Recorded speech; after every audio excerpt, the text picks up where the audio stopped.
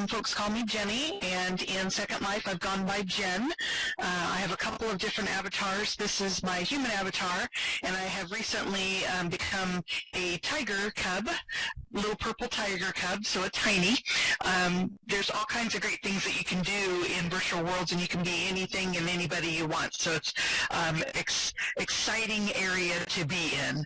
I actually am a corporate records manager for Security Benefit, a fairly large insurance and annuities company in Topeka, Kansas.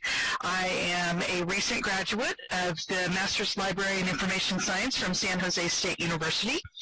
So I graduated last May, and I'm basically going to share with you some of the experiences that I've had in VCARA and in Second Life as a whole that I actually used to share those experiences in an interview, in a job interview, and that's how I'm at Security Benefit now.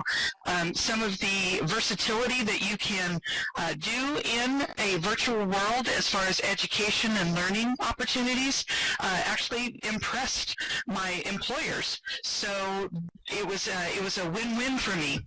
And I've actually been in VCARA and Second Life for about 3 years now, and it started out with Lori Bell's Renaissance class, and I fell in love with virtual world education and just the immersive learning environment. One of the first big projects that I actually did was also under Lori's tutelage, and it was an advanced immersive learning project course where Snow Scarman and I, Chris Nelson, we worked together with several other students to basically decide how to create an environment where we could encourage students and educators to come and relax.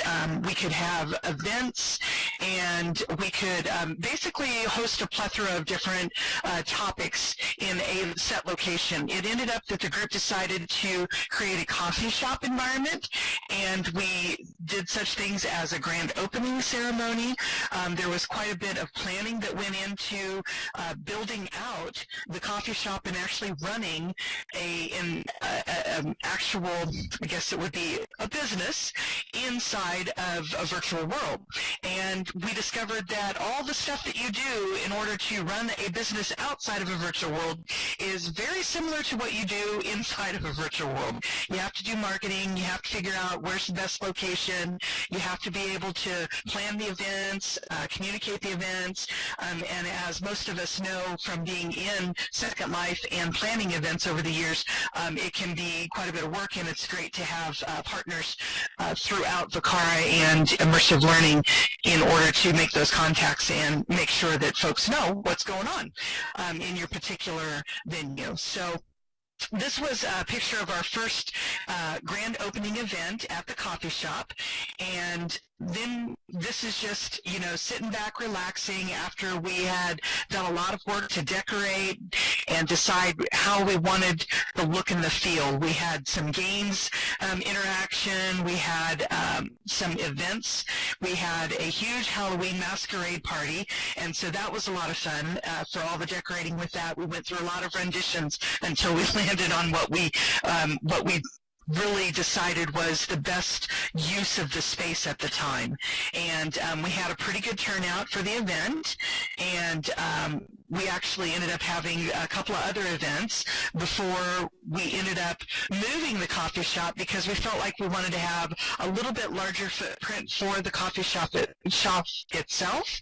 And so in the next semester, we ended up moving the coffee shop and rebranding it a little bit.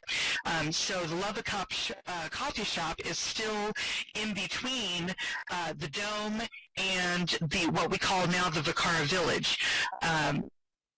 But VCARA Village is where we are now hosting locations for our students who volunteer and the faculty who volunteer in VCARA to be able to live and decorate however they want. They've got homes that they can choose or offices. And it all started out, though, as a Boston build because several students wanted to get together. And again, we took a course where we actually helped Dr. Bell or Lori Bell plan the curriculum for a course in our 1776 colonial period. And we were planning all kinds of activities that we wanted to do. We built out the entire environment. It kind of started out just as a blank slate, and we built on slowly. We used that floor map that I showed you just a little bit ago, and we built a big Boston Harbor area where we had a ship and we had a fort, and we were going to reenact the Boston Tea Party. We're going to reenact the crossing of the Delaware, the writing of the independence of like the July 4th, I guess, the Independence Day. And some of the other things that we did as part of the Boston build was actually learn how to build homes. So we tried to stick with, colonial style homes, smaller homes, kind of a variety of different styles of homes. And Snow Scarman again was just a gem, and she taught a lot of us how to do the building, and then we took it from there. She was always around to help us with, tweaking things, having great ideas, and it was always great to get together with the group because we did do a lot of planning. And we did things like also learn how to make dresses that would be in a colonial period, because obviously there's lots of clothing that you can purchase in Marketplace, and there's lots of places throughout Second Life where you can go and shop, but you can't always find exactly what you want whenever it's a period that you're trying to target on. So having skills like building homes or creating clothing is absolutely a wonderful thing that you can learn in a virtual world to help build whatever platform you're trying to focus on. So as part of our transition went along, we also had to plan events like this was SJSU Rocks the Revolution. So this was actually kind of our open house to try to introduce the Boston build, and we had a guest speaker. This was in the back of the new coffee shop, and we basically tried to take folks through a walking tour of our Boston build when it was completed, and talk a little bit about what our plans were for curriculum. And ultimately, we had a pretty decent turnout even for the open house, and then I guess we didn't end up getting enough students for the course. We were close, but not quite enough, and so the course never did happen. But the land and the parcel and most of the buildings that we created are still over there. We've just done a little bit of tweaking as time has gone by. Because of the fact that it was an open space, we decided once we came into VCARA, and this is when I became a member of the internship program and became the intern last semester for the VCARA area, we decided to let's use that space. And that's when we did invite students and instructors to take the homes and make them their own. And so now we've added some shopping over there that's free to the students and the members of VCARA, and they are able to get clothing and furnishings for their homes, and all kinds of little knickknacks and doodads, and Snow has got a wealth of items that are free. She's just a super shopper, and it's just a really great area to come for students, especially if you're a new student, to have a place that you can call home and change your avatar's outfits and experiment with moving things and be able to do all those little quirky things that you have to learn over time in virtual worlds when you're new to them. So this was the conference that I actually helped plan with several students. It was really quite the effort by several students and Dr. Franks, and we were able to have several guest speakers, two primary speakers, as well as I think it was like 6 or 8 mini presentations. But it was a great evening. We had a sci-fi theme, and it took several months for us to plan and get our speakers and pull it all together, but it was well worth it. It was a lot of great information and a really good evening for all of us to join and just learn from one another.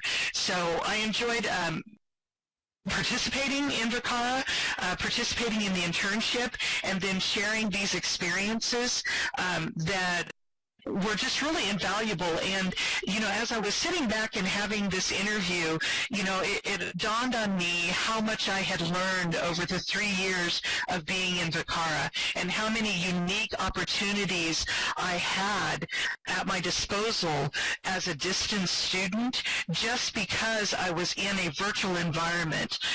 It was just fantastic to me that, you know, I learned how to build, that I learned how to plan a business, that I learned how to do marketing.